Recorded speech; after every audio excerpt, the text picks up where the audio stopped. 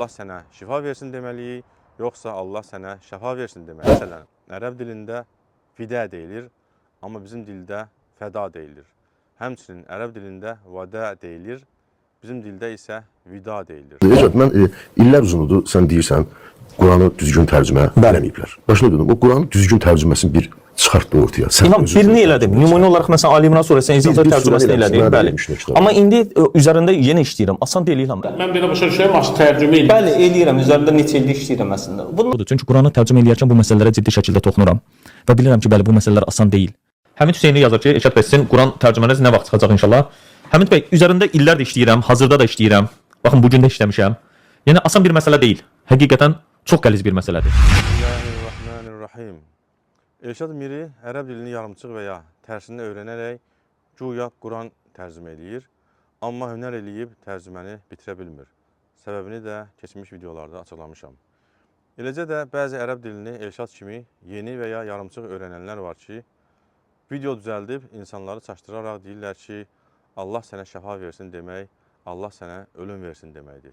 Çünki iddia edirlər ki, Azərbaycan türkçəsində Allah sənə şəfa versin, yox, Allah sənə şifa versin deməliyik. Açıqlama verərək deyim ki, ərəb dilində olan şəfə və ya bizim ləhcə ilə desək şəfa sözü feil olaraq keçmiş zamanda işlənərsə və indiki zamanı yəşfu, məsdəri şəfvun olarsa, mənası aydın oldu, zahir oldu, göründü deməkdir.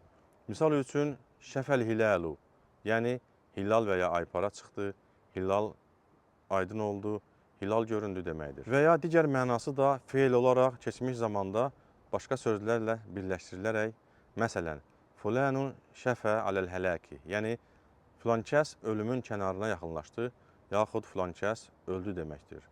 Əgər baxsaq, burada şəfa isim kimi deyil, feil kimi işlənir.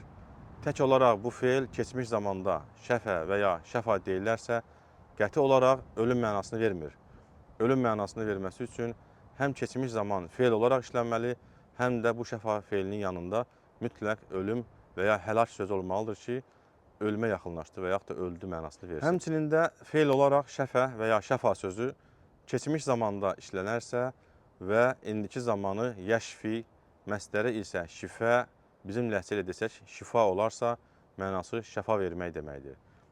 Bu feili keçmiş zamanda cümlədə işlədərək ərəbcə desək ki, şəfəllahul mərida, yəni Allah xəstəyə şəfa verdi, yaxud Allah xəstəyə şəfa versin mənasını verəcək. Əziz izləyiciləri yormamaq üçün şəfa sözünün feil olaraq keçmiş zamanda işlənən bəzi mənalarını dedim. İndi isə isim kimi işlənən mənalarına toxunuram. Belə ki, isim olaraq şəfə və ya şəfa sözünün mənası nəyinsə qırağı, kənarı, həndəvəri deməkdir. Misal üçün şəfəl hiləli, yəni hilalın və ya ayparanın gizlənmədən öncə görünən qırağı deməkdir. Uca Allah Quran-ı Kərimdə bu mənaya işarə edərək buyurur: "Və kuntum alə şəfə hufratin minən-nari fəənqazakum minhə."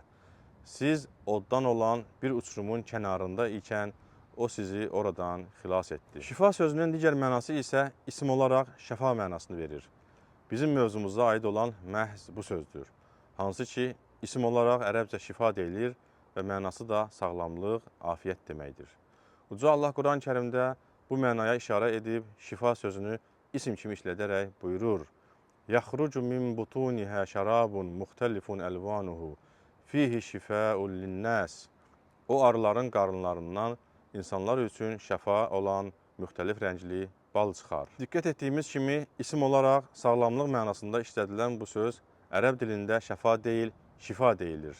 Bəs biz Azərbaycan türkçəsində kiməsə sağlamlıq arzu etməmiz üçün Allah sənə şifa versin deməliyik, yoxsa Allah sənə şəfa versin deməliyik. Ərəbcə şifa, bizim dildə isə dəyişərək şəfa sözünə oxşayan digər sözlər haqqında fikirləşdim və yadıma deyəcəyim bu sözlər düşdü. Məsələn, ərəb dilində fidə deyilir, amma bizim dildə fəda deyilir. Həmçinin ərəb dilində vədə deyilir, bizim dildə isə vida deyilir. Yaxud ərəb dilində nəcət və ya nəcat deyilir, bizim dildə isə nicat deyilir. Şifa sözündə olan i-ni ə etmişik. Necə ki, ərəb dilində olan fidə sözündəki i-ni ə edərək fəda deyirik. Eləcə də şifa sözündə olan i-ni ə edərək şəfa deyirik. Yəni, fida sözünə fəda, vəda sözünə vida, dediyimiz kimi şifa sözünə də şəfa deyirik. Hətta Azərbaycan türkçəsində şifa deyilən söz yoxdur, yalnız şəfa sözü vardır.